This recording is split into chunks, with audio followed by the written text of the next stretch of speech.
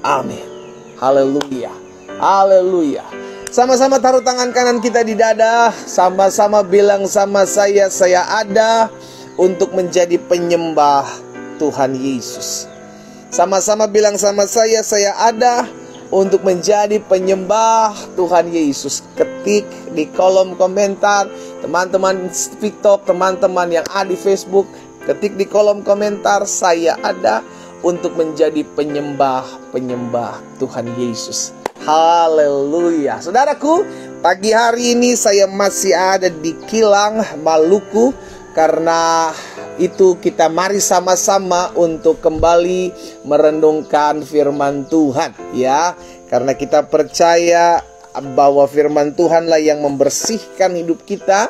Firman Tuhan yang mengajar kita banyak hal, sehingga akhirnya kita menjadi pribadi-pribadi yang hidup mempermuliakan nama Tuhan Yesus. Great, haleluya. Kita ada untuk menjadi penyembah Tuhan Yesus. Ambil Alkitab kita sama-sama. Saudara yang dikasih dalam Tuhan, kita ada dalam Imamat pasal 17 ayat yang ke-10 sampai dengan ayat yang ke-16. By the way, teman-teman yang tinggal di kota Ambon, saya mengajak setiap teman-teman yang tinggal di kota Ambon. Saya ada di Gereja Betani hari Minggu nanti tanggal 24 jam 9. Di mana itu Gereja Betani Ambon? Ada di Jalan Dr. Setia Budi, ya kan? Di Pangkalan Taksi, ya. Dr. Setia Budi Pangkalan Taksi.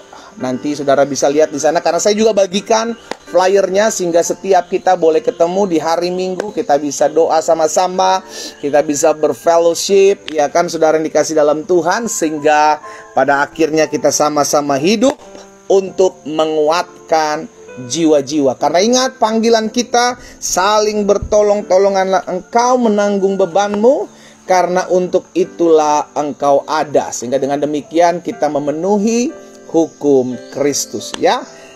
Dalam Imamat pasal 17, Imamat pasal 17 ayat 10 sampai dengan ayat 16. Kemarin kita sudah belajar Imamat pasal 17 ayat yang pertama sampai dengan 9. Hari ini kita selanjutnya ayat 10 sampai dengan ayat 16. Perhatikan firman Tuhan di sana. Setiap orang dari bangsa Israel dan dari orang asing yang tinggal di tengah-tengah mereka, yang makan darah apapun, juga aku sendiri, kata Tuhan, aku sendiri yang akan menentang dia dan melenyapkan dia dari tengah-tengah bangsanya. Pada saat kapan? Pada saat seseorang makan darah. Kenapa? Kita lihat sama-sama saudara dikasih dalam Tuhan. Di ayat yang ke-11, karena nyawa makhluk ada di dalam darahnya, dan aku telah memberikan darah itu kepadamu di atas mezbah untuk mengadakan pendamaian bagi nyawamu. Karena darah mengadakan pendamaian dengan perantaraan nyawa. Saudaraku, jadi Tuhan mengajarkan bahwa darah itu bukan untuk dikonsumsi, ya, tetapi darah adalah korban untuk menjadi persembahan, untuk menjadi pendamaian. Kenapa? Karena di dalam darah itu ada nyawa. Sama-sama bilang sama saya, di dalam darah ada nyawa. Baik pribadi manusia maupun hewan. Ya, itu sebabnya kenapa dalam korban persembahan maka Tuhan mengajarkan kepada Musa dan Harun untuk menyembelih hewan. Untuk apa? Darahnya dicurahkan di atas mezbah. Itu sebabnya di ayat 11, coba perhatikan sekali lagi ayat 11. Nyawa makhluk ada di dalam darahnya, ya. Dan aku telah memberikan darah itu kepadamu di atas mezbah untuk mengadakan pendamaian bagi nyawamu. Karena darah mengadakan pendamaian dengan perantaraan nyawa. Nanti kita pelajari selanjutnya. Lihat dulu ayat 12. Itulah sebabnya aku berfirman kepada orang Israel, seorang pun di antaramu, ya kan, seorang pun di antaramu janganlah makan darah. Demikianlah juga orang asing yang tinggal di tengah-tengahmu tidak boleh makan darah. Sebab Setiap orang dari orang Israel dan dari orang asing yang tinggal di tengah-tengahmu yang menangkap dalam perburuan seekor binatang atau burung yang boleh dimakan haruslah mencurahkan darahnya lalu menimbunnya dengan tanah. Jadi bukan untuk dimakan, makan dagingnya tanpa darahnya ya. Jadi darahnya dicurahkan dalam tanah terus dikubur. Ayat 14. Karena darah, lagi diulang lagi ya, karena darah itulah nyawa segala makhluk. Sebab itu aku telah berfirman kepada orang Israel, darah makhluk apapun jangan kamu makan. Karena darah itulah nyawa segala makhluk. Setiap orang yang memakannya haruslah dilenyapkan. Ayat 15. Dan setiap orang yang makan bangkai atau sisa mangsa binatang buas, baik ia orang Israel asli maupun orang asing, haruslah mencuci pakaiannya, membasuh tubuhnya dengan air, dan ia menjadi najis sampai matahari terbenam. Barulah ia menjadi tahir. Ayat 16 yang terakhir. Tetapi jika ia tidak mencuci pakaiannya dan tidak membasuh tubuhnya, ia akan menanggung kesalahannya sendiri. Saudara lihat ya, kenapa seseorang tidak boleh makan darah? Alkitab sudah catat, karena darah adalah nyawa. Itu sebabnya kenapa Yesus mesti mati di atas kayu salib. Ini ada hubungannya ya. Yesus adalah anak domba Allah yang dikorbankan, saudara dikasih dalam Tuhan. Itu sebabnya kenapa Yesus mesti mati. Iya kan, darahnya mesti tercurah, darahnya mesti tertumpah. Karena darah itulah, nyawa itulah yang ditukar dengan nyawa saudara dan saya yang sudah jatuh di dalam dosa. Itu sebabnya harus ada darah yang tertumpah. Ngerti sampai sini? Saudara lihat ya, lihat di dalam ayat 11 sekali lagi, lihat ayat 11. Nyawa makhluk ada di dalam darahnya. Jadi makhluk apapun yang ada darahnya, nyawanya ada di sana. Ya. Dan aku telah memberikan darah itu kepadamu di atas mezbah. Darah makhluk, darah itu ada nyawanya ditaruh di atas mezbah sebagai apa? Pendamaian. Jadi kita sudah diperdamaikan dengan Allah, haleluya, oleh darah Yesus Kristus. Sama-sama taruh tangan kanan kita di dada, sama-sama bilang sama saya sudah diperdamaikan dengan Allah oleh darah Yesus. Itu sebabnya kita belajar memahami, kita belajar mengerti bahwa darah Yesus itu berkuasa dalam kehidupan saudara dan saya. Coba kita lihat dalam Efesus pasal yang pertama. Efesus pasal yang pertama ayat yang ke-7. Efesus pasal pertama ayat yang ke-7, firman Tuhan bilang begini, perhatikan saudara. Sebab di dalam Dia dan oleh darahnya kita beroleh penebusan. Oleh darah Kristus kita beroleh penebusan. Itu sebabnya darah yang tertumpah itu yang mengadakan pendamaian. Kenapa? Karena nyawa harus ditukar dengan nyawa.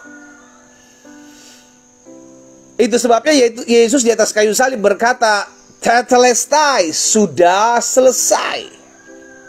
Apa yang sudah selesai? Pertukaran nyawa ini. Nah itu sebabnya orang-orang yang hidup di dalam Yesus, orang-orang yang tinggal dalam Yesus, yang sudah diselamatkan, harus menyadari hal ini. Sehingga kita tidak gampang menukar Yesus dengan apapun juga. Tawaran-tawaran harta, tawaran-tawaran kedudukan, tawaran-tawaran pasangan hidup. Stop! Jangan kau tinggalkan Yesus untuk hal-hal sementara. Karena darah yang tercurah di atas kayu salib itu sudah memperdamaikan saudara dan saya oleh anugerah dan kemurahannya. Ya, lihat, perhatikan Efesus 1 ayat 7 tadi. Sebab di dalam Dia dan oleh darahnya kita beroleh penebusan, yaitu pengampunan dosa menurut kekayaan kasih karunia-Nya. Efesus 2 ayat 13. Coba kita lihat selanjutnya. Efesus 2 ayat 13. Tetapi sekarang di dalam Kristus Yesus, kamu yang dahulu jauh, lihat, di dalam Kristus Yesus kamu yang dahulu jauh sudah menjadi dekat oleh darah Kristus. Sama-sama taruh tangan kanan kita di dada. Sama-sama bilang sama saya, oleh darah Yesus. Sama-sama bilang sama saya, oleh darah Yesus saya ada di dekat Allah. Saudara, kita tidak bisa menghampiri tahta kudus Allah kalau tidak terlebih dahulu diperdamaikan oleh darah. Ya, itu sebabnya kita menyadari ketika kita diperdamaikan dengan darah Kristus, darah yang tertumpah yang adalah nyawa, Allah katakan, maka di situ ada pertukaran. Ya, pertukaran nyawa inilah yang membuat kita bisa menghampiri tahta Yesus. Bukan dengan perbuatan baik manusia bisa menghampiri Allah. Bukan dengan amal ibadahnya manusia bisa menghampiri Allah. Tetapi hanya oleh darah. Kenapa darah? Tadi dikatakan karena darah adalah nyawa. Kenapa perlu ada darah? Kenapa perlu ada nyawa yang ditukar? Karena hukum dosa, saudara dikasih dalam Tuhan, harus ada yang mati. Upah dosa adalah maut. Itu sebabnya manusia yang berdosa, yang dikasih dalam Tuhan, manusia yang berdosa itu harus mati. Itu udah hukumnya. Itu hukum keadilan Allah. Manusia yang harus mati ini ditukar nyawanya oleh nyawa atau darah Yesus. Dan kita yang datang kepada Yesus bersyukur karena sudah ada pertukaran ini. Amin. Itu sebabnya kita pelajari hari ini, saudara dikasih dalam Tuhan. Jangan pernah tukar Yesus oleh hal-hal yang sifatnya sementara. Ingat, kita diselamatkan. Kita sudah ditukar, saudaraku. Ada pertukaran di sana. Dosa kita ditimpakan kepada Yesus. Ayat terakhir, perhatikan. Ibrani 10 ayat 19. Ibrani pasal 10 ayat 19, firman Tuhan bilang begini. Jadi, saudara-saudara, oleh darah Yesus, bukan oleh perbuatan baik, bukan oleh amal ibadahmu, tetapi oleh darah Yesus, kita sekarang penuh keberanian dapat masuk ke dalam tempat kudus. Haleluya. Hanya oleh darah Yesus. Oleh darah Yesus, ya kan, darah anak domba Allah itulah yang melayakkan kita. Darah anak domba Allah itu yang membuat setiap kita dapat mendekat kepada ruang kudusnya Tuhan. Karena itu belajar hargai pengorbanan Kristus di atas kayu salib dalam hidup kita untuk tetap terus berjalan di dalam kekudusan. Ingat, Allah yang menguduskan kita, Allah yang mentahirkan kita dengan apa? Ditukar. Ada pengorbanan darah yang tertumpah di atas kayu salib yang membuktikan bahwa begitu besar kasih Allah dalam hidup saudara dan saya. Kita berdoa, kita datang kepada Tuhan. Bapa, kami datang pagi hari ini kepadamu ya Tuhan. Kami bersyukur karena kasih setia Tuhan, karena anugerah Tuhan. Maka kami boleh ada saat ini menjadi penyembah-penyembah-Mu. Bukan karena apa yang bisa kami lakukan, tetapi karena apa yang sudah Tuhan Yesus kerjakan dalam kehidupan kami. Pagi hari ini ya Bapa, kami bersyukur kepadamu, kami memulai hari ini bersama-sama dengan firman-Mu, bersama-sama dengan pujian penyembahan kepadamu. Kami bersyukur karena kami tahu darah yang tertumpah, tubuh yang terpecah, itulah yang menjadi penjamin kami, sehingga kami diperdamaikan dengan-Mu ya Allah. Terima kasih Tuhan Yesus. Pagi yang indah ini Tuhan, kami menyerahkan hidup kami sepenuhnya ke dalam tangan Tuhan. Berkati setiap umat Tuhan dimanapun mereka berada yang mengikuti ibadah pada pagi hari ini. Biarlah ada kasih karunia Tuhan, biarlah ada anugerah dan kemurahan Tuhan dalam kehidupan setiap kami. Sehingga biarlah apa yang kami kerjakan di sepanjang hari ini dibuat tangan Tuhan berhasil. Hamba berdoa di dalam nama Tuhan Yesus, memberkati setiap mereka yang hari ini sedang mengalami kelemahan tubuh. Kami percaya ada kesembuhan buat orang percaya, karena kami percaya darah yang tertumpah oleh bilur-bilur-Mu, kami yang sakit pagi hari ini sudah dijamah dan disembuhkan Tuhan di dalam nama Tuhan Yesus Kristus. Terima kasih Bapa yang baik. Yang sakit sudah Tuhan jamah dan sembuhkan. Dan kami berdoa ya Tuhan, kalau hari-hari ini mereka sedang bergumul dalam suatu tantangan hidup, biar Tuhan berikan kekuatan, Tuhan berikan penghiburan, Tuhan berikan kedamaian, ketenangan di hati mereka, sehingga mereka menjadi pribadi-pribadi yang kuat menghadapi segala badai kehidupan. Berkati juga ya Tuhan Yesus setiap mereka yang hari-hari ini sedang usaha, bekerja, berbisnis, apapun yang mereka kerjakan, dibuat tangan Tuhan berhasil. Karena kami percaya ada janji Tuhan, selama kami mencari Tuhan, maka Tuhan memberkati makan minum kami. Apa yang kami kerjakan dibuat tangan Tuhan berhasil. Itu sebabnya Allah memberkati juga setiap rumah tangga, keluarga yang ada, suami dan istri saling mengasihi, suami dan istri saling mencintai dalam anugerah Tuhan. Hamba berdoa dalam nama Yesus, biar setiap mereka hidup dalam kemurahan Tuhan, setiap mereka hidup dalam anugerah Tuhan. Rumah tangga mereka diberkati Tuhan. Istri-istri, suami-suami saling mengasihi, saling mencintai, saling menghargai satu dengan yang lain. Hidup dalam kerukunan, hidup dalam anugerah Tuhan. Terima kasih Bapa yang baik. Kalau ada di antara mereka yang bergumul ya Tuhan, hari-hari dengan rumah tangga mereka, hamba berdoa dari tempat ini dalam nama Yesus. Tuhan bukakan jalan, Tuhan campur tangan, Tuhan berperkara, sehingga setiap rumah tangga mengalami pemulihan dalam nama Yesus Kristus Tuhan. Terima kasih Bapa yang baik. Pagi hari hamba juga berdoa ya Tuhan, menyerahkan setiap anak-anak Tuhan yang mungkin hari-hari ini sedang berdoa agar Tuhan bukakan jalan untuk mendapatkan pekerjaan atau mendapatkan proyek-proyek yang sedang mereka kerjakan. Hamba berdoa di dalam nama Yesus, kami pegang janji firman Tuhan, selama kami datang kepada Tuhan, maka yang terbaik yang berasal daripada Tuhan Allah sediakan di dalam nama Yesus Kristus Tuhan. Terima kasih Bapa yang baik. Hamba menyerahkan setiap umat-Mu satu persatu ke dalam tangan Tuhan. Hamba berdoa juga ya Bapa, menyerahkan setiap orang-orang muda di mana-mana tempat mereka berada. Biarlah ada anugerah Tuhan, biarlah ada kasih setia Tuhan, sehingga orang-orang muda ini hidup takut akan Tuhan. Orang-orang muda ini diberkati setiap pekerjaannya, bisnisnya, studinya, diberkatilah oleh Tuhan. Kalau ada di antara mereka yang hari-hari ini juga sedang berdoa agar dapat pasangan hidup, hamba serahkan dalam tangan Tuhan. Hamba berdoa di dalam nama Yesus, Tuhan pertemukan dengan pasangan hidup yang berasal daripada Tuhan. Di dalam nama Yesus, Tuhan yang mengasihi Tuhan Yesus, yang mencintai Tuhan Yesus, bahkan mengasihi dan menghargai hidup mereka. Terima kasih Bapa yang baik. Hamba berdoa juga ya Tuhan, menyerahkan setiap doa-doa yang dipanjatkan oleh orang-orang tua, mama, papa dari orang-orang muda yang berdoa bagi anak-anak mereka. Biarlah Anda anugerah Tuhan, ada kasih setia Tuhan yang terus menjaga, memagari dan membentengi setiap doa-doa mereka, sehingga anak-anak mereka diluputkan dari pergaulan yang buruk, diluputkan dari segala mara bahaya, tetapi diberkati Tuhan dengan hari depan yang penuh harapan, hari depan yang penuh dengan damai sejahtera Tuhan.